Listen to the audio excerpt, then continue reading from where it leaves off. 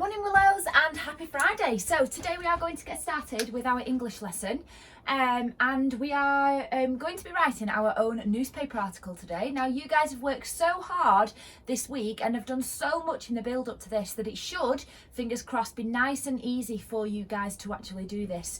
So on the whiteboard you can see that I have created an outline of an article, a template. If you look below, I have also posted a template which looks similar to this. It might be slightly different, but don't worry too much. So you can use the template if you want and stick it in your writing book, so keep it separate. Or if you don't have a printer at home, do not worry and just do exactly what I have done and draw your own. So you can see this box, the big box, is my piece of paper that I would have in my book. And then I've just put 2 lines for our heading. I've drawn a couple of boxes and I've just done 2 lines. So I've split it into 3 sections because, as we know, a newspaper article is written in columns. So you can see you read down, down and so on. Okay, this has got 5 columns, but in your books it's not as wide as this. So that's why I've only done 3 columns. Okay. So if you can, and you want to, then you can have a go at drawing your own, or like I said, there is a template below. So in our work today, we are going to be focusing on developing a newspaper article, and we've got really good at all of these features really.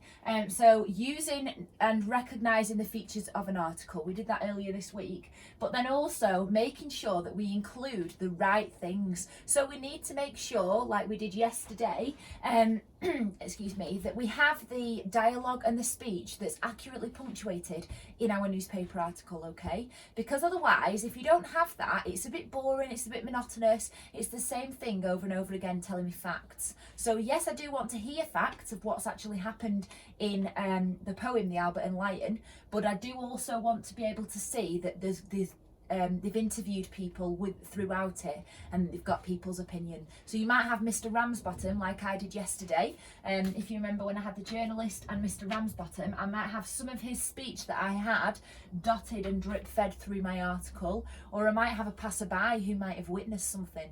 Okay, so it's just going to be a short little statement from that person, and you might have a couple of them dotted throughout.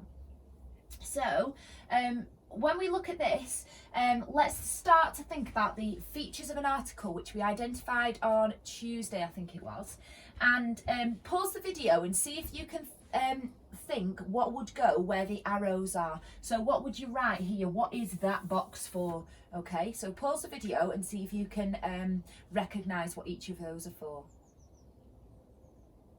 Okay guys, so hopefully you have recognised quite a few of these, and if you haven't, don't worry because we will go through it, okay?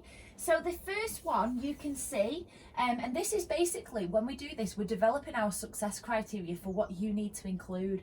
So this first one, lion chomps on cheeky child. So hopefully you have all got that that is a heading, okay? It's nice and bold, it's at the top, although it doesn't have to be at the top. If you remember, it could be in the middle, like our Patagonia one that we looked at on Monday or Tuesday. So it doesn't have to necessarily be at the top, but I always find it easier just when I'm setting my work out to do it there, okay? So we've got a heading. Now, what was the one thing that I said I really wanted to see in our headings? Hopefully you've remembered the ch that I included, and that's called an alliteration. So you guys are going to also include an alliteration. Now, you aren't going to hopefully have to do too much thinking today because you should already have your alliteration heading created in your book, so you won't really need to think about it like I didn't need to this morning. I was able to draw my template and straight away put my heading up. Okay, this box here, we can see we've got a box and we've got another box here. So what would this be for, do we think? Hopefully you've realised that it's for an image, okay, or a picture. And so is this one here. Now, obviously, we don't want 2 pictures that are the same. So my image here is going to be a picture of the family when they got to the zoo, looking nice and happy. Whoops. Before they knew actually what was going to go wrong. So nice, happy, smiley picture of the family at the zoo. Okay, and then this one is an image of maybe the cage that Albert was dragged into, and a bit of blood on the floor, maybe Wallace looking really like upset and angry because he's probably had a telling off. So this one is going to be a picture of the cage and lion. It could be before, it could be after the incident, it doesn't really matter. Okay, then what are these lines under here for? Can we remember? I've got a hair stuck to my face. Ooh. So hopefully you've realised that that was for a caption. Now if you remember, every picture in a newspaper article does actually have a caption, okay? So the caption just tells the reader exactly what is in there. It's one quick sentence or phrase. So you might have the caption here, happy family as they entered the zoo, okay? So I'm going to just write that so you've got it.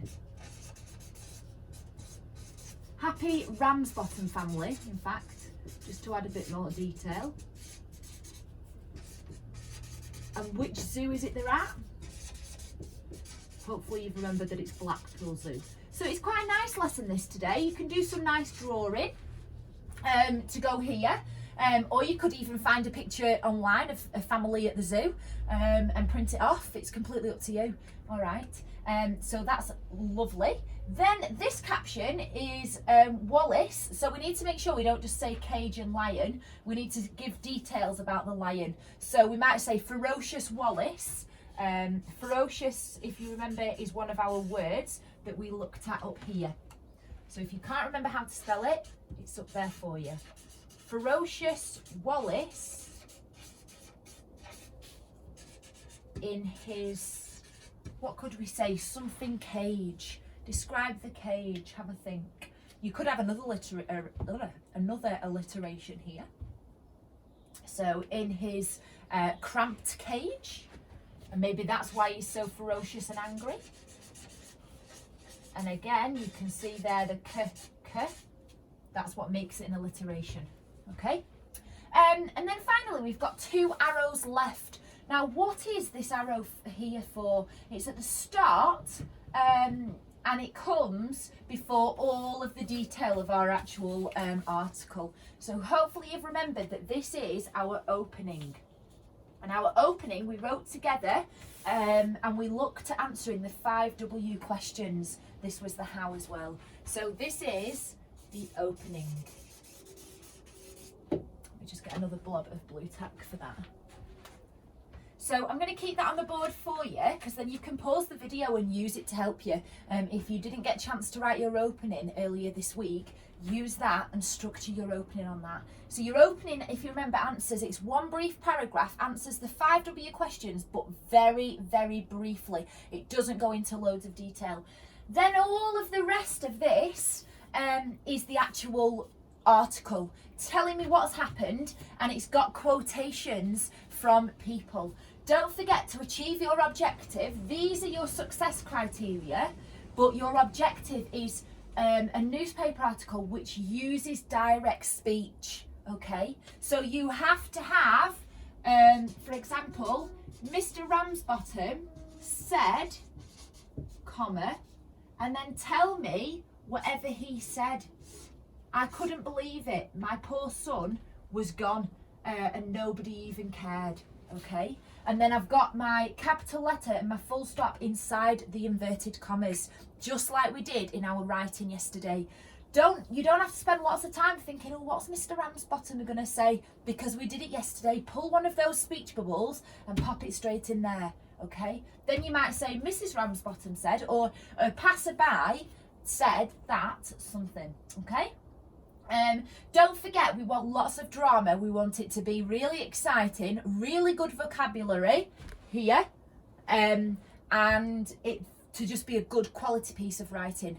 This will be going in your independent write books, okay? And remember, we will be moderating writing exactly the same as normal. I'll be looking for all of the things that we normally would do, your year 5 and 6 spellings, your relative clauses, all of these features of an article, direct speech accurately punctuated, and so on. Okay, finally, just to finish off, this last box is a summary. Okay, we haven't actually written a summary together, but the summary, in short, sums everything up. Okay, keep it short and simple. Now, just before you do get started, don't forget we've got our long date and lesson objective on the board there for you. And if you could make sure you gap, that would be super. Okay, I'm really looking forward to reading your articles and make them sound really professional, really good vocabulary. And don't forget all of these things that you need to include. Okay, well done.